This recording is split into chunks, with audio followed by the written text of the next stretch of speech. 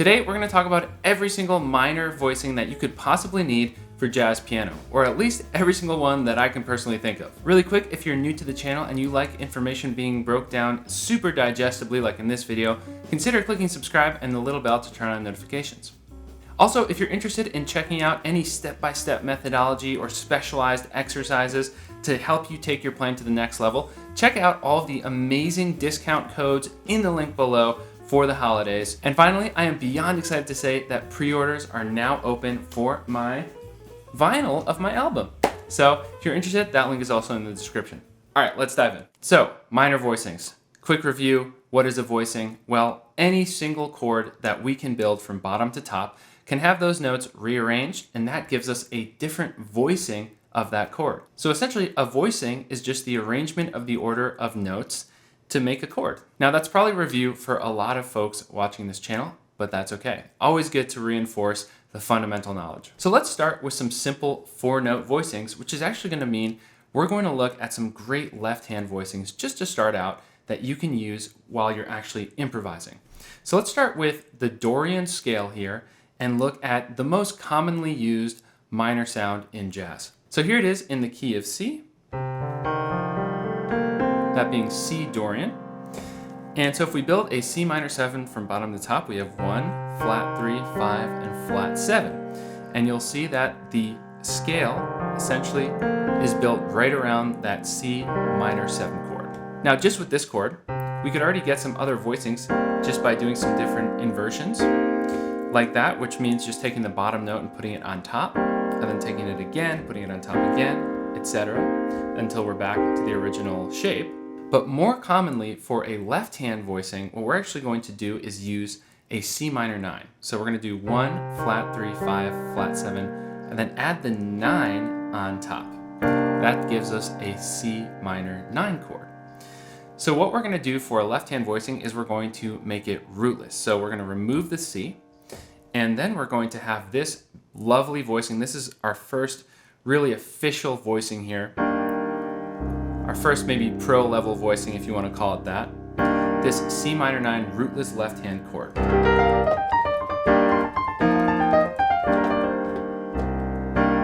All right, so this is a really, really common and beautiful chord. Now, if we take some inversions of this chord, so we move the bottom note to the top, this inversion is used less commonly, but if we do it one more time, we get up to this minor chord here. This is flat 7, 9, flat 3, 5. Now this inversion of a minor 9 chord is very commonly used as yet another rootless voicing.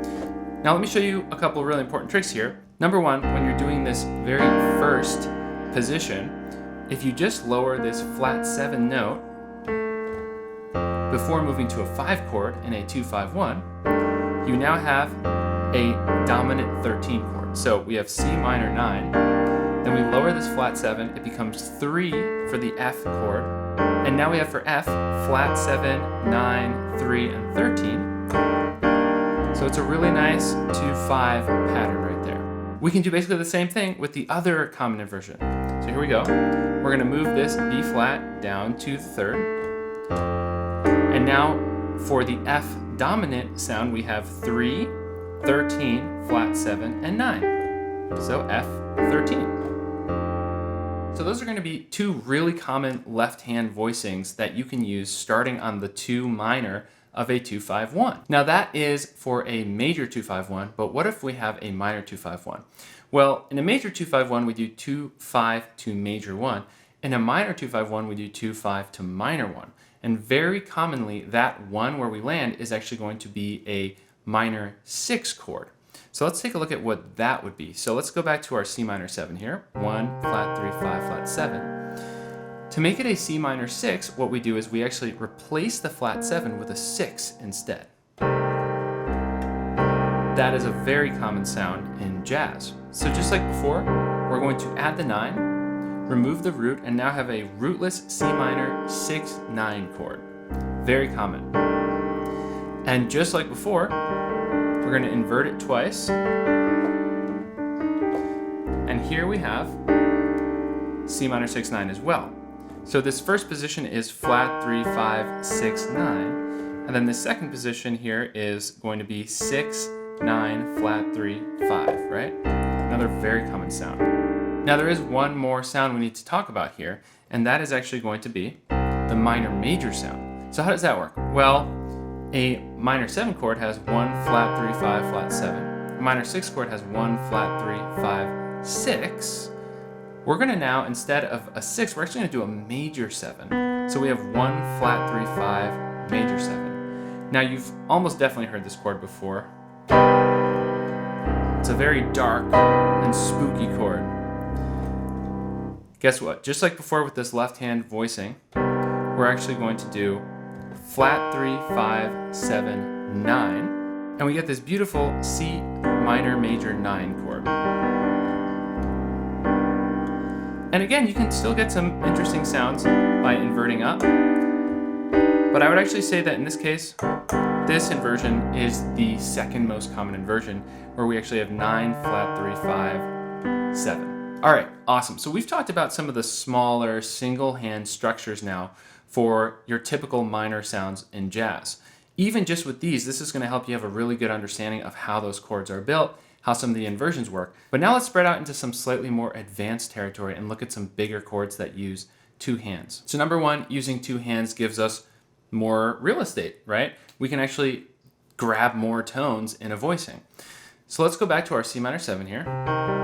We can add the 9, we can also add the 11, and we could even add the 13. When we add the 11, this is a C minor 11. When we add the 13, this is a C minor 13. Honestly, not a bad sounding chord, even just in root position, especially up here, I love it. Could just keep going. But if we remove that root, you get a really beautiful sound. You could actually add the root on top. It's kind of cool.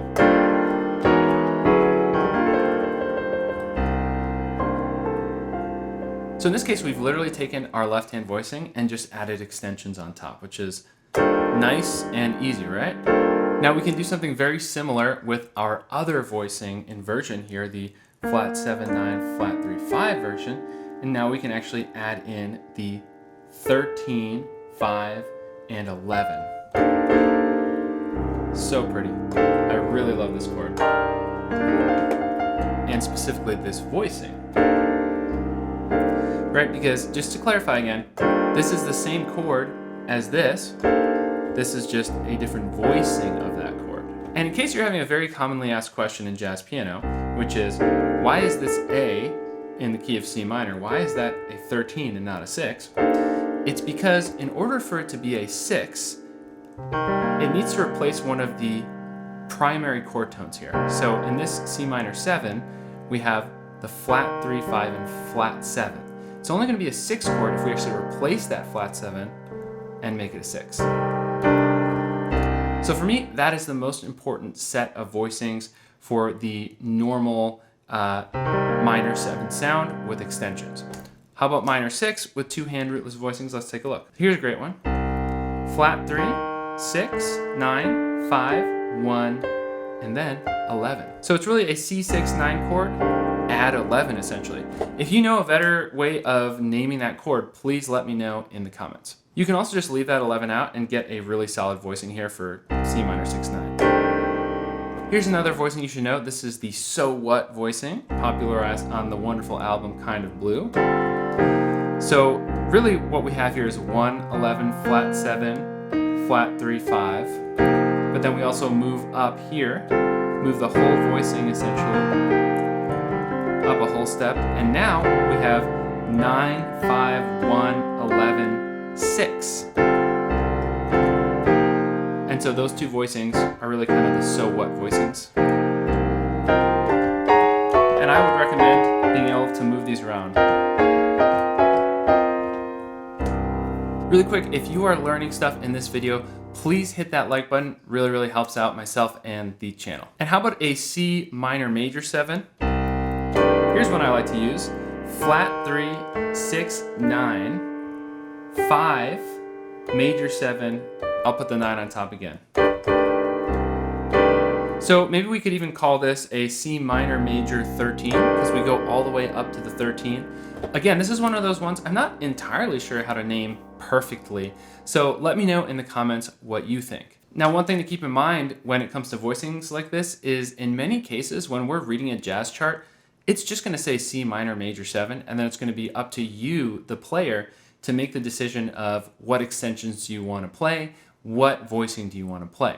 And in most cases, that's okay to do as long as you're not changing the fundamental chord tones, which actually also changes the fundamental chord itself. That said, you also have to be careful depending on the situation, right? If you're playing with a horn player or singer or anyone that you are accompanying, if you throw in too many extensions, especially those that make a real change to the sound or add a very significant color, you could potentially throw that person off, so just keep that in mind when adding extensions. All right, so those are the voicings I would recommend to add to your fundamental vocabulary when it comes to two-hand rootless voicings for the minor tonality.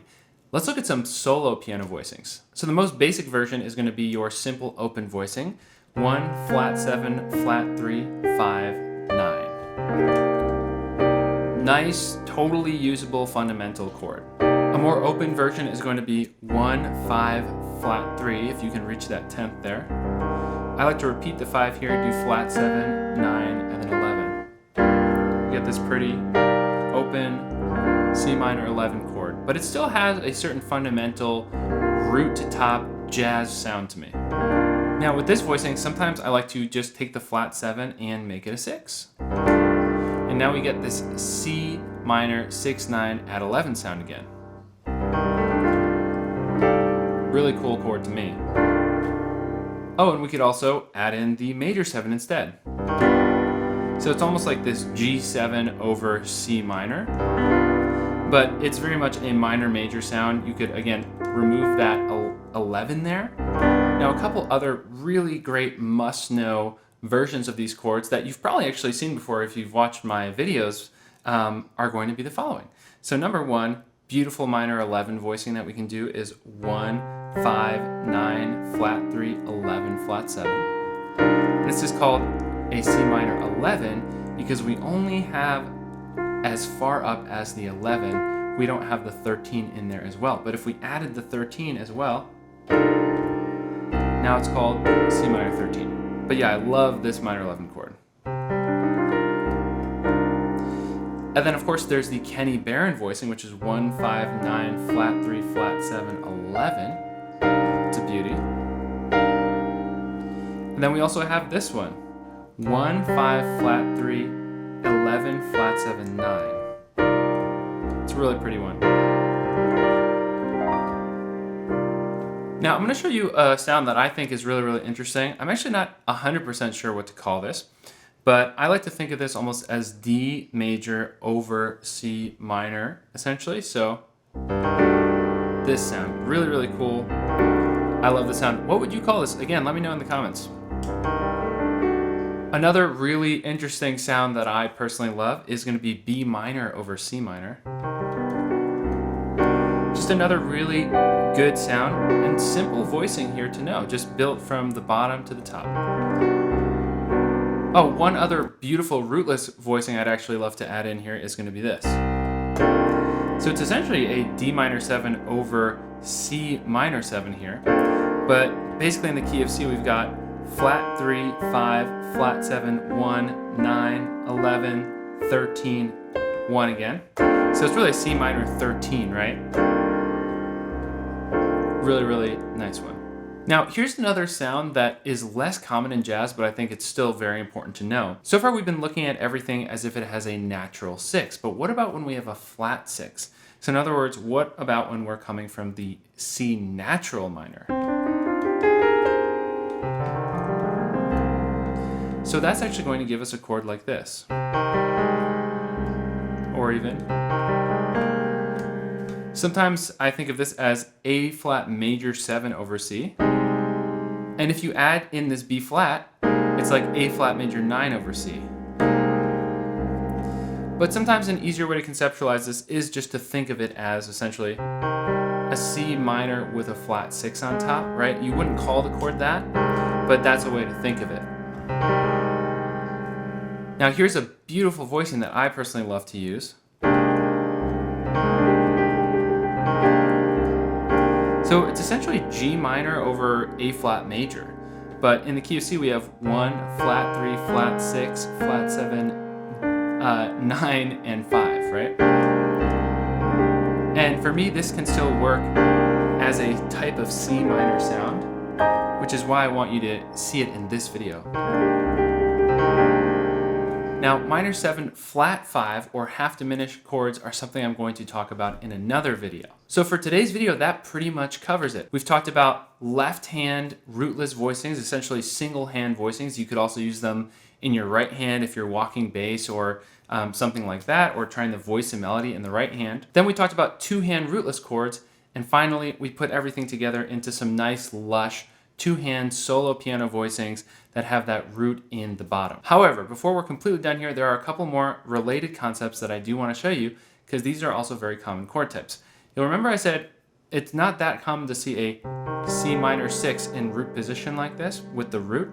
Well, there is one instance in which that is fairly common, and that's going to be minor block chords. So for minor block chords, we base them on this scale.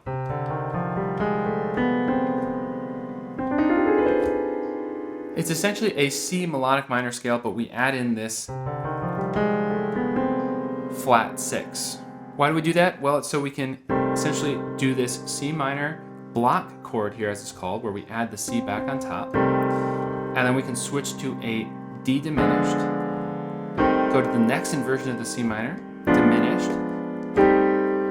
minor 6, diminished, minor 6, diminished.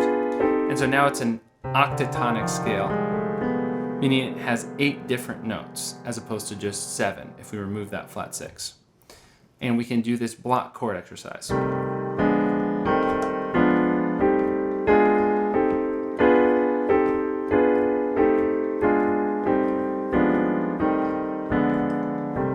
That gives us minor block chords. Now we can do the exact same thing except make them minor drop 2s if instead of this shape, we simply essentially drop the second note from the top, so the 6, put it in bottom, and we get rid of that doubled root. So this is C minor 6, but now we have 6, flat 3, 5, 1, and we go like this.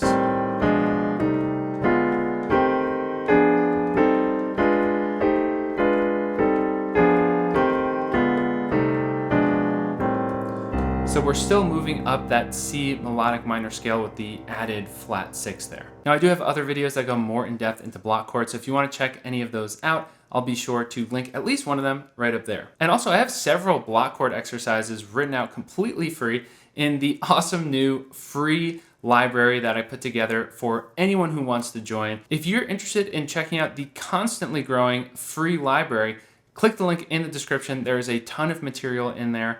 And I've even curated some of my YouTube lessons to make it easier to watch those in an order that makes sense. So I think you'll really enjoy checking that out. All right, everybody, thank you so much for watching. If I missed any voicings that you think should be included in this video, let me know in the comments and I'll be able to cover those in a future video potentially. Thank you so much. I hope you enjoyed the video and got a lot out of it. If you did and you're new to the channel, consider clicking subscribe. And either way, I really appreciate you hitting that like button. Thank you so much for that. Again, check out the amazing coupon codes for the best deals of the year below in the description of this video. And if you're interested in getting one of the limited edition, limited supply signed copies of my new album in vinyl, please go ahead and click that link down in the description to officially pre-order one before they are all sold out. Thank you so much, and I will see you in the next video.